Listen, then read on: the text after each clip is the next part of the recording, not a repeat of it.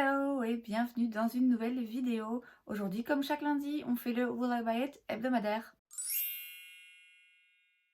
Chaque semaine, donc, je me rends sur des comptes Instagram pour aller checker les dernières nouveautés, les annonces de sorties en termes de make-up, skincare, beauté de manière générale et je vous donne mon avis. On commence avec la page Trend Mood et la première chose que je vois ici, c'est la Joyful Holiday Collection chez Kiko. C'est donc la collection pour les fêtes. Il me semble que chaque année, leur collection pour les fêtes, c'est en édition limitée, comme c'est très souvent le cas dans différentes marques. Je sais qu'il y a parfois des petites pépites dans ces collections, ce qui peut s'avérer assez frustrant parce que du coup, on ne peut pas les retrouver après.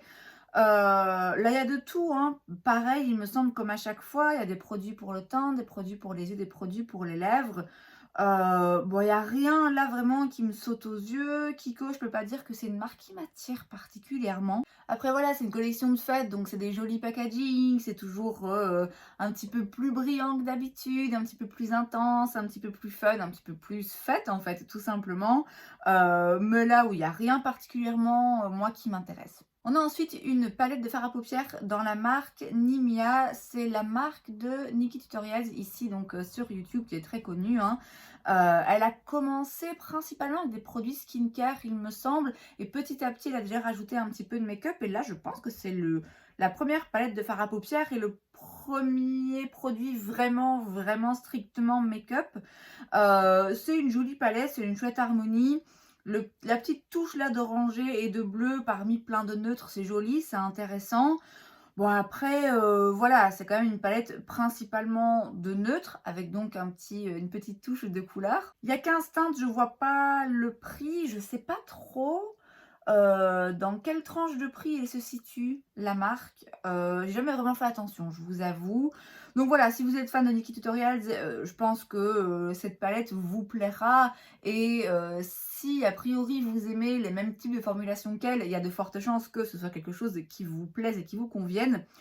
Moi, ça m'intéresse pas plus que ça, même la marque de manière générale. C'est pas quelque chose que j'ai forcément envie ou besoin d'avoir. Chez Sol de Janeiro, on a une nouvelle crème pour les mains en édition limitée. C'est pas dans la senteur habituelle jaune là, de la Bum Bum Cream. Ici, c'est la senteur Brazilian Touch Cheirosa 71. C'est quelque chose qui sent la vanille apparemment. Les crèmes pour les mains. Alors, s'il y a bien un truc que j'ai pas, que j'ai jamais, et que je pense pas que j'aurai un jour, c'est les crèmes pour les mains. Bizarrement, peut-être que je devrais, mais ouais, les crèmes pour les mains, vraiment, même si Sol de Janeiro, ils ont des senteurs vraiment incroyables, ouais, de base, c'est pas quelque chose dont j'ai besoin, je pense. Light Lacquer, c'est la marque de vernis à ongles de Kathleen Lights, qui est aussi une youtubeuse beauté, même si elle est beaucoup moins active maintenant. Donc ils sortent une nouvelle collection de vernis, hein, du coup, avec 6 teintes. Des teintes qui sont très automnales, hivernales, qui font beaucoup penser aux fêtes. C'est rien de surprenant, c'est rien de différent. Après, voilà, moi-même, là, je suis d'humeur à mettre ce genre de couleur, donc ça ne me dérange pas, hein, c'est tout à fait cohérent et logique. Simplement, voilà, moi les vernis, je pense que là c'est bon, mon rangement de toute façon il est plein, donc plus de vernis, c'est interdit. Après voilà, si vous aimez la marque, sachez qu'il y a une nouvelle collection et donc des nouvelles couleurs. On a une nouvelle collaboration entre Hipdot et Bob l'éponge, et eux vraiment, Hipdot, j'en peux plus. J'en peux plus. C'est la 2/3e fois qu'ils nous font ce genre de produit. Vous savez, c'est des fards à paupières, mais en 3D, quoi, si vous voulez. Donc là, c'est dans la forme de Bob l'éponge. Et donc, vous devez aller frotter le... Enfin, c'est ridicule. C'est ridicule. Très franchement, à moins d'aimer le côté gadget, à moins d'être particulièrement fan de la marque Hipdot ou de Bob l'éponge, en termes de make-up, purement et strictement la façon d'utiliser du make-up de qualité, enfin, je vois pas quoi. Vraiment, là, on arrive à un stade qui me dépasse complètement. La marque Jisoo sort... Ça se prononce Jisoo? On va dire que ça se prononce Jisoo. Sort une huile pour le corps au miel, riche en vitamines, minéraux, qui hydrate, qui raffermit, qui lisse. C'est 45 €, donc c'est quand même pas donné. Je suis en besoin là d'une, crème pour le corps, une crème ou une huile, mais a priori je préfère une crème pour le corps, parce que, la mienne est presque vide, donc là il m'en falloir une. Mais clairement je vais l'acheter au supermarché. 45 €, c'est trop pour moi, pour une huile, pour le corps ou une crème pour le corps. C'est pas un prix que je suis prête, à mettre personnellement. D'autant plus qu'une huile, d'après moi, ça met quand même un petit peu plus de temps à absorber. Faut un peu plus prendre le temps de bien le masser dans la peau et tout. Ouais, un peu flemme, hein, je vous avoue. Donc voilà, ça m'intéresse pas de toute façon, au vu du prix et du fait que ce soit une huile.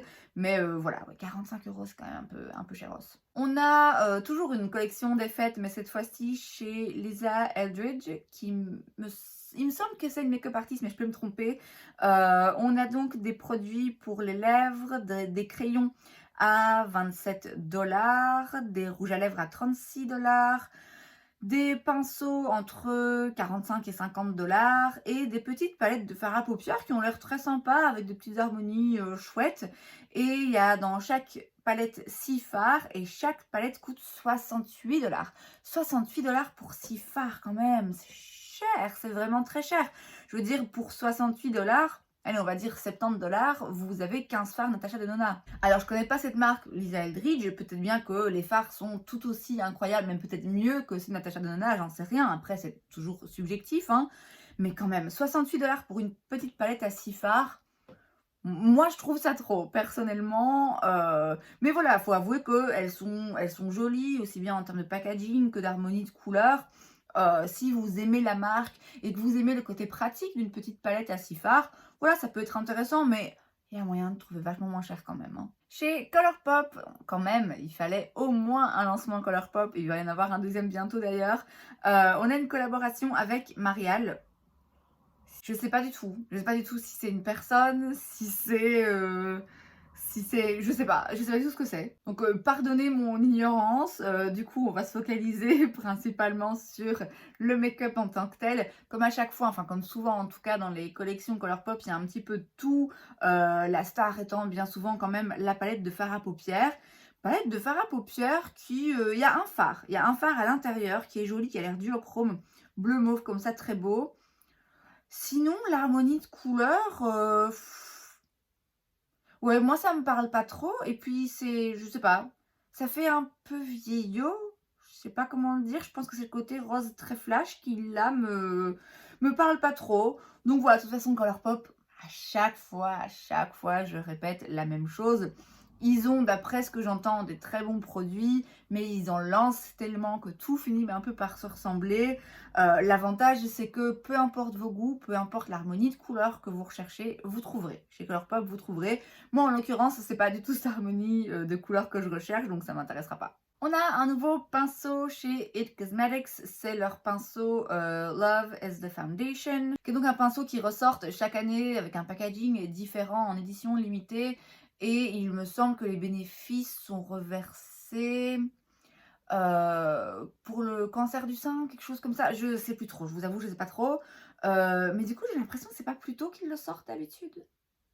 Bref, c'est le pinceau Love is the Foundation qui est mon pinceau préféré pour appliquer le fond de teint. Il est vraiment, vraiment top. Cette fois-ci, c'est un petit peu différent parce que c'est avec des fleurs et c'est vrai que d'habitude, c'est plutôt avec des paillettes. Moi, le mien, bon, du coup, il est sale, hein, je m'excuse, mais vous voyez, il y a des paillettes comme ça à l'intérieur. Moi, perso, je préfère les paillettes. Après, c'est vrai que si vous avez déjà 3 pinceaux comme ça pailletés et que vous avez envie d'avoir à chaque fois les nouveaux et que vous en avez marre d'avoir toujours le même, bah là, les fleurs, ça change un peu. Mais moi, je préfère les paillettes en ce qui me concerne. Quoi qu'il arrive, a priori, quand même, si on veut acheter un pinceau, c'est pour l'utiliser. Et en termes d'utilisation, vraiment, ce pinceau est top, donc n'hésitez pas. Chez P. Louise, on a une nouvelle palette.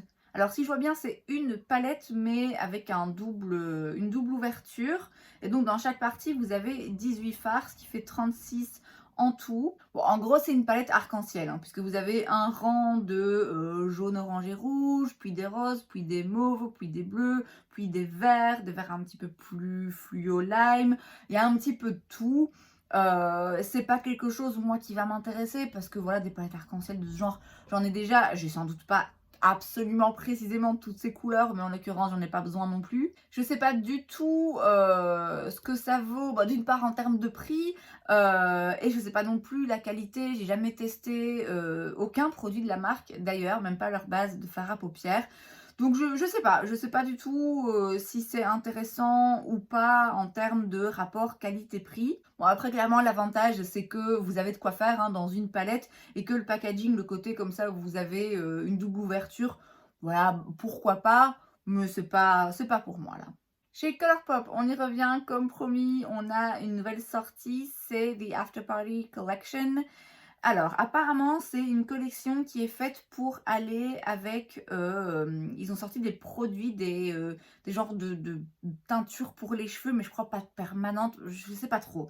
Bref, et donc du coup, pour chaque couleur en fait de teinture qu'ils ont, ils ont sorti des produits qui peuvent y correspondre. Donc, il y a des petits quads de fard à paupières, il y a des liners et des mascaras. Les mascaras colorés, c'est fun, c'est quelque chose qu'on voit de plus en plus. Et c'est toujours sympa. Et en plus, c'est vrai qu'un mascara coloré, a priori, bon, peut-être que je me trompe, mais il me semble qu'a priori, c'est pas le mascara qu'on va utiliser au quotidien. C'est plus pour une fois de temps en temps avoir un look un petit peu plus fun. Auquel cas, bah voilà, autant l'acheter pour une poignée d'euros, là en l'occurrence 9 euros, enfin 9 dollars, plutôt que aller dépenser 20, 25, 30 euros pour un mascara qu'on va mettre une fois par semaine. Donc voilà, les mascaras colorés, c'est fun, c'est quelque chose, comme j'ai dit, j'ai l'impression qu'on voit quand même de plus en plus souvent. Donc ça, c'est sympa. Après, voilà, il n'y a rien d'autre qui m'intéresse particulièrement. Et de toute façon, faire venir des produits Colourpop jusqu'en Belgique, c'est un petit peu compliqué, un petit peu risqué, en fait, en termes de frais de douane. Je n'ai pas envie de dépenser de l'argent en ce moment. Et donc, je vais certainement pas juste commander un mascara. Mais si j'avais accès facilement et que je voyais en magasin un mascara coloré comme ça pour 9 dollars, je pense que je le prendrais. Chez Bobbi Brown, on a une collection en collaboration avec Tokidoki. Je ne connais pas, c'est un personnage de dessin animé, j'imagine. Je sais pas. Je sais pas, parce que le problème en fait, c'est que maintenant, tout le monde fait des collaborations avec tout le monde. Mais du coup, parfois, j'ai l'impression que les marques vont vraiment chercher loin, quoi. Des choses qui... Alors peut-être que c'est hyper connu, mais j'ai pas l'impression que ce soit quelque chose vraiment connu du grand public, comme un dessin animé Disney, par exemple. Peut-être que je me trompe, que je suis vraiment juste plus du tout dans le coup. Bref, j'ai pas l'impression que ce soit forcément des nouveaux produits, c'est plutôt des produits préexistants, mais sous un packaging différent, donc en collaboration avec ce fameux Tokidoki. En tout cas, c'est sûr, la base, la crème hydratante, là, elle existait déjà. Après, peut-être bien qu'il y a un mix de produits préexistants et de nouvelles teintes dans les rouges à lèvres ou dans les fards à joues, là, je sais pas trop. Bon, quoi qu'il arrive, de toute façon, ça m'intéresse pas. Et puis, Bobbi Brown, c'est quand même pas donné. C'était déjà pas donné avant, mais alors là, avec les prix qui augmentent, là, la crème, là, dans ce packaging, en tout cas, c'est 100 dollars, quoi. Alors, je sais qu'elle est extra, mais pas à ce prix-là. On passe sur la page de Trendstopia et la première chose que je vois ici, c'est un nouveau produit chez Tarte. C'est le Glow Light Skin Filter qui est un énième dupe ou tentative de dupe, hein, on ne sait pas, du Hollywood Flawless Filter de chez Charlotte Tilbury, qui est ce produit multi-usage qu'on peut soit utiliser en base, soit mélanger en fond de teint pour le rendre plus lumineux, soit utiliser en highlighter, qui est un très beau produit que j'ai moi-même. Donc je vous avoue que quand je vois tous ces dupes sortir, Elf en a fait un, Maybelline en a fait un, enfin bref, beaucoup de marques, de plus en plus de marques en ce moment, je sais pas pourquoi, essayent de sortir le même genre de produit. Vu que j'ai l'original, même si je suis curieuse de tester et de comparer et tout, j'ai pas besoin d'avoir ce produit en 1000 exemplaires différents. Alors ici, en l'occurrence, il y a 6 teintes et en fait, ils se vendent pas seuls, ils se vendent d'office en duo avec un anti-cerne et donc vous avez 11 combinaisons différentes si je vois bien. Et du coup, pour les deux produits, ça coûte 39 dollars. C'est moins intéressant, je trouve, comme ça, parce que, bon alors, ça peut être intéressant si, en effet, vous vous dites tant mieux, parce que j'ai deux produits, du coup, pour un prix un petit peu moindre que si j'ai acheté les deux séparément, mais ça veut dire que, d'office, vous devez acheter l'anti-cerne, alors que peut-être que vous, l'anti-cerne ne vous intéresse pas du tout. Donc, voilà, cette façon de faire, je suis pas... ouais, Je trouve pas que c'est forcément la meilleure idée d'un point de vue marketing. Après, voilà, s'ils le font, c'est que ça marche, hein, c'est que ça leur rapporte. Moi, je trouve ça un peu moins intéressant. Après, à voir, hein, peut-être que du coup, plus tard, ils vont ressortir le produit seul. Dans tous les cas, je l'ai dit, moi, j'ai le produit de Charlotte Tilbury que j'utilise déjà pas forcément tout le temps. Donc, ça sert à rien d'en avoir un deuxième du même genre. La marque XO Beauty, qui est la marque de Shanexo. Je sais plus exactement comment elle s'appelle. Bref, une youtubeuse, il me semble néo-zélandaise, mais je peux me tromper. Ça fait un moment que sa marque existe, mais c'est vrai que je la vois jamais passer sur ce genre de site, ou en tout cas très rarement. Là, elle a sorti la palette Nostalgia et je suis pas fan, hein. C'est en effet, alors le nom Nostalgie va très bien avec cette palette parce que c'est vrai que je trouve que ça fait un peu daté. Ça fait un peu make-up quand j'étais petite, quoi. Ce genre de teinte, ouais, je sais pas. Du coup, moi, ça me parle pas trop. Après, ça ressemble un petit peu finalement à la palette Colourpop là qu'on a vu passer juste avant. Donc, faut croire que c'est bien dans la tendance, hein, mais moi, c'est pas une tendance qui me parle. Après, voilà, c'est 16 fards, 35 $. Je connais pas la marque, enfin, je la connais de nom, mais je connais pas la qualité, etc. Moi, je suis pas particulièrement curieuse, j'avoue. Chez NARS, on a des nouveaux produits pour les lèvres. Il s'agit du Air Matte Ultra Lip Tint. Alors, j'imagine donc que c'est quelque chose qui va légèrement teindre les lèvres. C'est pas un rouge à lèvres liquide mat qui est hyper intense et pigmenté. Je crois que c'est plutôt quelque chose d'un petit peu plus léger et discret, comme on voit aussi pas mal ces derniers temps. Mais simplement avec un fini mat. Maintenant, peut-être que ça a une texture un petit peu... Je sais pas. Il n'y a pas vraiment de description là précise du produit. Il y a 6 teintes qui, je pense, sont des teintes déjà existantes dans d'autres formulations chez NARS. J'ai pas l'impression que c'est le genre de formulation et de fini qui, moi, me plairait particulièrement, mais je peux me tromper. À voir si j'ai l'opportunité de trouver un jour en magasin et de swatcher, de voir un petit peu ça donne quoi comme texture. Mais oui, je suis pas plus curieuse que ça non plus. Glisten Cosmetics sort une petite palette de liner cake avec Wendy's World que je ne connais pas. C'est donc des liners qui s'activent à l'eau. C'est pas la première fois qu'ils sortent. Après, je confonds parce qu'il y a 2-3 marques qui sont spécialisées dans ce genre de produits. Mais c'est pas la première fois que je vois ce genre de petite palette passer. Donc ça peut s'avérer utile, hein, mais alors faut être sûr d'aimer ce genre de produit. Or moi, c'est pas mon cas. J'en ai un duo noir et blanc que j'ai testé une fois. Je peux pas dire que j'ai pas aimé. C'est juste que pour moi et la façon dont je fais mon make-up, j'en ai pas l'utilité. Après, clairement, si vous voulez faire des traits liners comme ça, hyper artistiques, hyper graphiques, c'est très pratique en effet. Et là, le fait d'avoir plusieurs couleurs, bah, c'est assez fun. Voilà, moi, ça rentre juste pas dans ma façon de faire en fait. Et enfin, chez Essence, on a la collection pour les fêtes Cookies for Santa. Il y a un petit peu de tout, mais pas beaucoup de make-up hein, finalement, parce qu'il y a des pinceaux, des stickers pour les ongles, des cotons pour retirer le make-up, baume à lèvres, gommage pour les lèvres. Finalement, il n'y a que un seul produit vraiment strictement make-up, c'est un highlighter. Bon, qui a l'air joli, hein, mais après, c'est mignon, ça fait très fête et tout, mais c'est pas vraiment pour moi. Et c'est donc tout pour cette vidéo, j'espère que ça vous a plu. Si c'est le cas, n'hésitez pas à laisser un like. Vous pouvez aussi vous abonner à ma chaîne parce que c'est gratuit, donc pourquoi pas. Et moi, je vous vois la prochaine fois. Bye!